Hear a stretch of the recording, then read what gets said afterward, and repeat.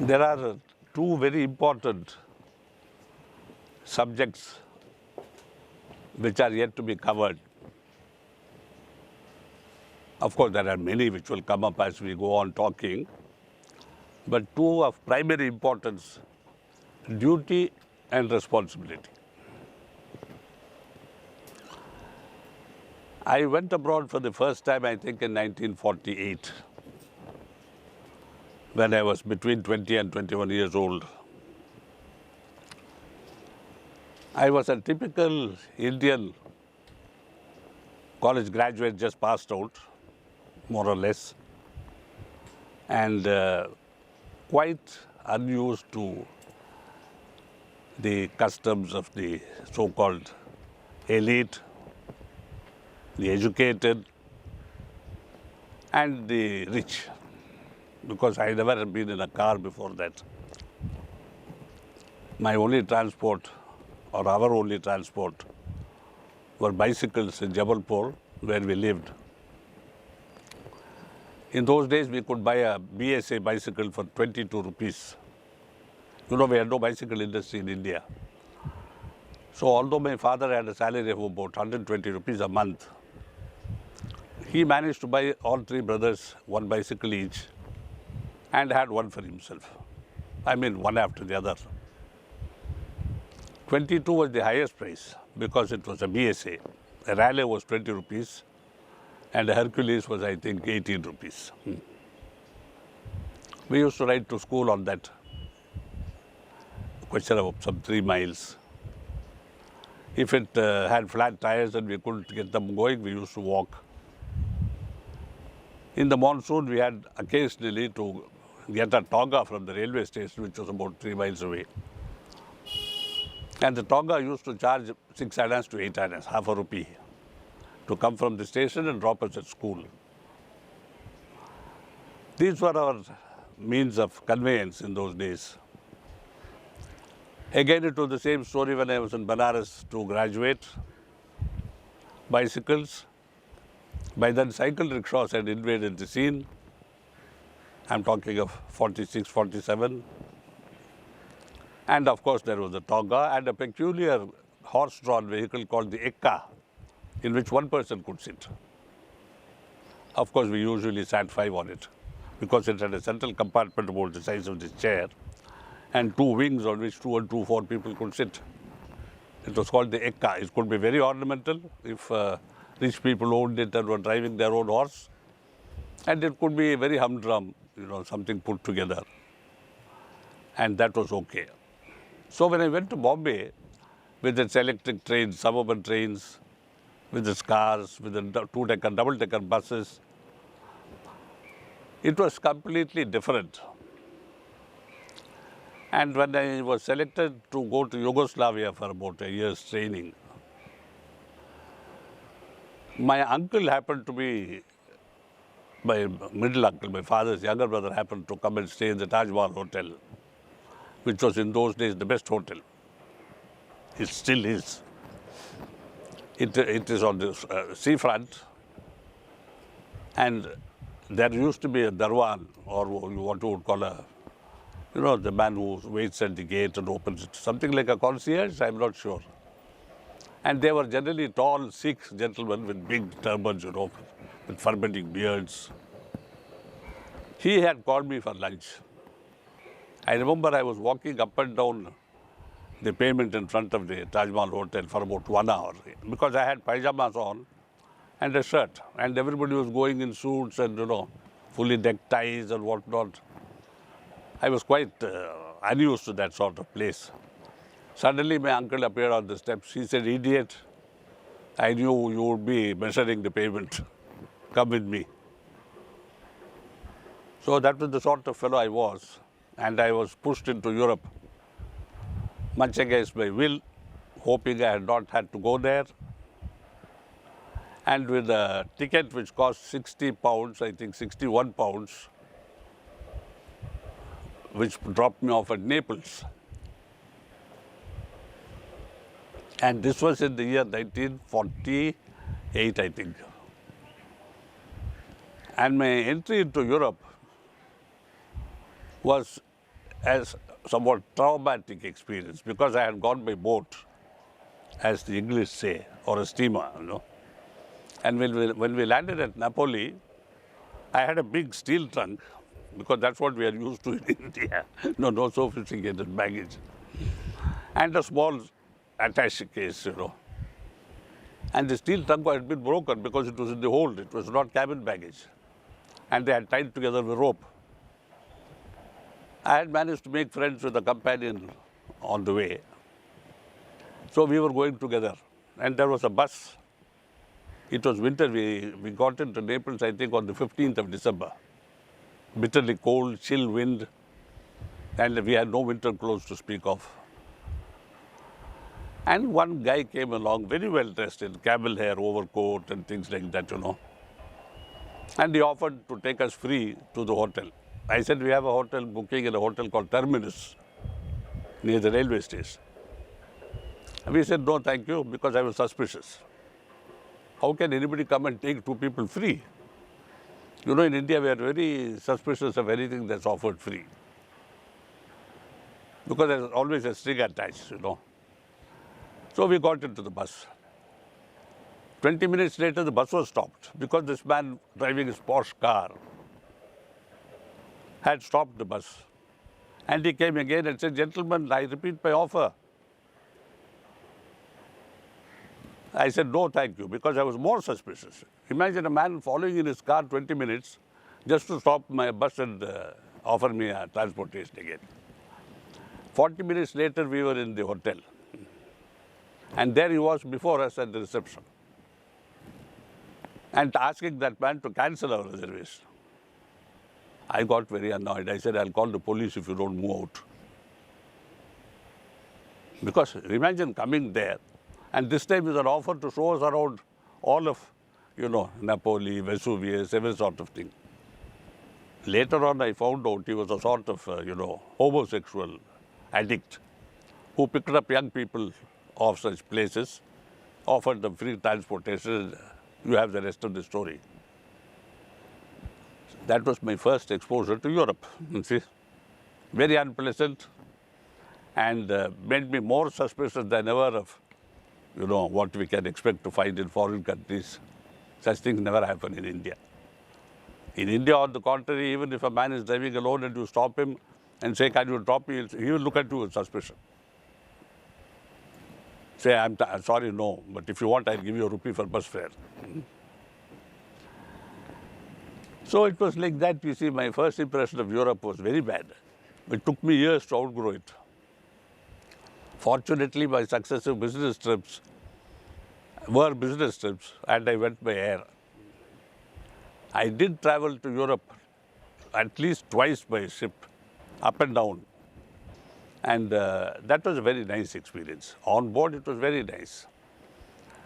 Why I'm saying this, you know, at that age of 20, between 20 and 21, to be exposed to this sort of very unsavory and, if I may say, frightening to a timid fellow like me as I was then, it was, I think I still carry a bit of that around. Though I have revised my opinions completely because one sparrow does not make a summer. See?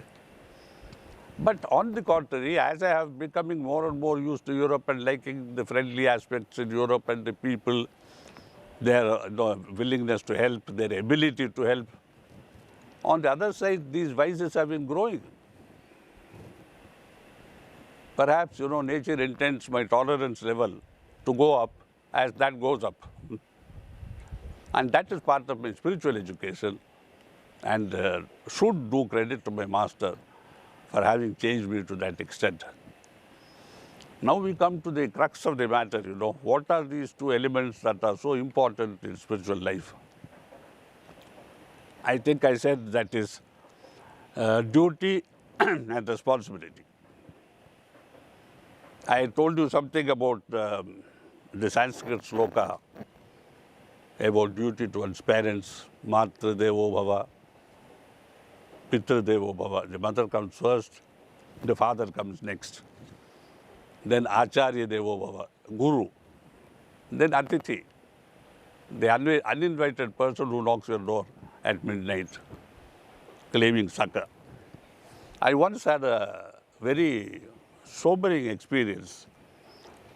One morning at 8 o'clock, I was standing at the gate of Gayatri, my home, when a German gentleman with a long beard came to the gate and said, partly in German, partly in English, "Can I stay here for a few days? I will sleep in the garden. I don't need food. I don't need anything. I just want 2 days or 3 days rest here because I have been on a retreat in Tiruvannamalai. And before I go on, I wish to rest here." I said, "Why outside in the garden? You are welcome to sleep inside the house. You are a welcome guest." And so he stayed in the room where I sleep now was given to him. Because my father, my wife, myself, and Krishna was about 5 at that time. We had ample accommodation for even 30, 40 people more. And he used to meditate from 4 o'clock in the morning till 7. Then he used to sit with us for breakfast. Very sparse eater. Lunch, probably he would eat 1 katori full of rice and dahi, curd. Nights, generally, he fasted. My father was quite opposed to my entertaining this man at home. He said, "You don't know him, you don't know from where he has come. You have to be careful of these so-called mendicants, who claim they are holy. He says he has come from Tiruvannamalai, Ramana Maharshi ashram. How do you know he is not a crook released from a German prison?" I said, "Come on.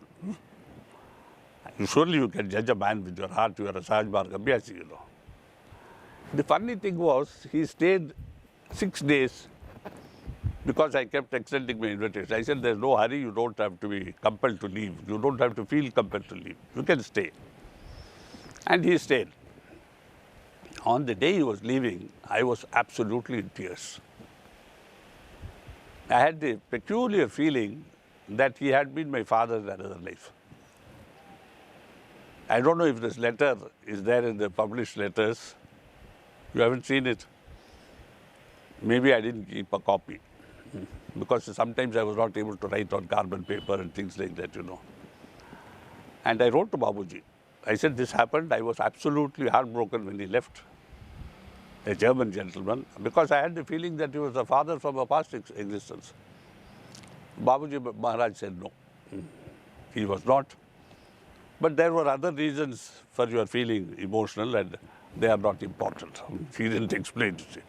Whenever he didn't want to explain, he would say it's not important. Now, why I'm saying this is, this inherent sense of hospitality, Atithi Devo Bhava, uninvited, perhaps unwanted, uncalled for, unplanned for. He comes and we accept him. This is typical of India, Indian culture, Indian hospitality. No questions asked, no reservations. You are one of us. Please come. Babuji was once caught in a storm, heavy, terrible cyclone. He had come with Kashiram Agarwal, one of our brothers who's no more, who was a resident of Shahjahanpur. Everyone, I think some of you would know him. Kashiram Agarwal had left him in Vijayawada, in Dr. Parthasathi's house, who was our center in charge. And he had gone off to attend a seminar of sorts in a place about 60 miles away. The seminar being about nature healing. Because he was a naturopath. The understanding was that he would appear on the day Babuji was supposed to leave. Babuji got into the train, expecting Kashiram would turn up, but the train moved out. He didn't bother because from Vijayawada to Madras is 5 or 6 hour journey. And we were supposed to meet him at the station. In between, a massive storm intervened. For 7 days, there was no power. In Vijayawada, there were floods. The river that goes through Vijayawada was in floods. Many houses in low-lying areas were underwater. There was no food, no electricity, nothing to be bought in shops. And, Babuji was stuck in the train just near a place called Ongol, where we have a big ashram now. 3 days no news because he could not contact anybody. Railways were all down. There were no trains, no movement, no race, station master, nothing. On the third day, I decided to go to Ongol, where the train was said to be stuck, and moved out in a car. We left at about 3 in the afternoon. Only my wife was happy about my going. My father said, you will get caught in the floods, you are not coming back, you and your silly master, things like that, you see. He was concerned for his son. But my wife said, you go. You feel you have to go, you have to go. That's it. And we reached where the roads were deserted, the railway track was deserted, there was nothing on the station because we thought we would get some news. We reached Nellore. It was about 8 o'clock. No accommodation. Jam-packed. But fortunately, there was a police officer who was our Abhyasi. He was then the Deputy Inspector General there, or probably Superintendent of Police. I managed to contact him. And we went up a small hill where he found a room. We had bananas for dinner. Nothing else. And water. Next morning, we set out for Ongol, which was another hour's distance, you know. No, I'm sorry. We had dinner and then I said we must go to Ongol somehow now. Because I had, you know, heroic ideas of swimming across the flood and rescuing Babuji and whatnot. You know how these ideas come when your beloved is stranded somewhere. So we set out at about 9 o'clock. And few miles out of Vijayawada, north of Vijayawada, there was a river and a bridge. We were on the bridge. We had driven about 20 feet. I said, stop. We go back. My companion, the police officer, said, why? The bridge is there. I said, no, there's some problem. We cannot go.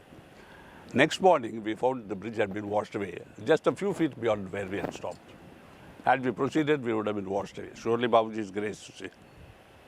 So I couldn't do anything. We had to return. 2 or 3 days later, the train was pulled back to Vijayawada because it could not proceed. The tracks had been washed away. The bridge was washed away. And then he went to Hyderabad and took a plane and arrived in Madras. By then, they were able to communicate from Hyderabad that he is coming. We were at the airport to receive him.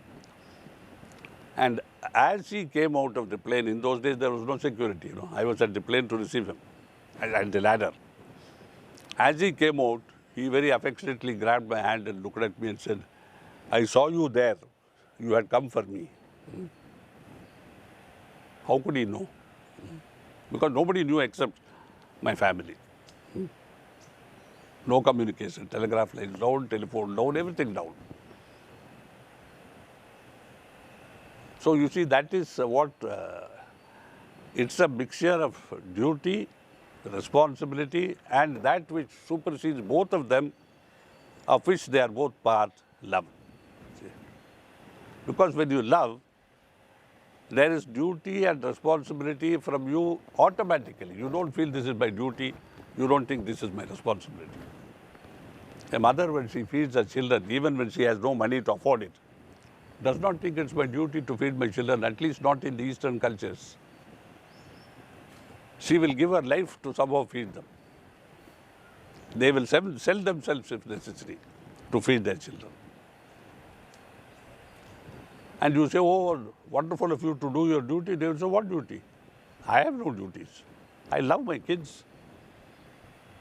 But you have sold yourself. Yes, he said, why not? If I had something else to sell, that too I would sell. See? So India is a land where this evil of prostitution is largely because of poverty. Too many children in the house. The girl goes out, sells herself, day after day, produces enough money to keep the family running.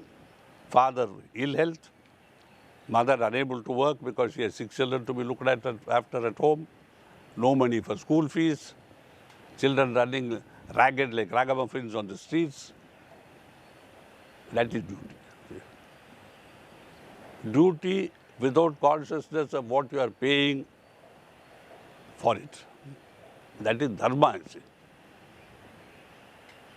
There are stories of, things being eaten up half to provide food for a hungry lion. things like that. We don't, think of these things as duty.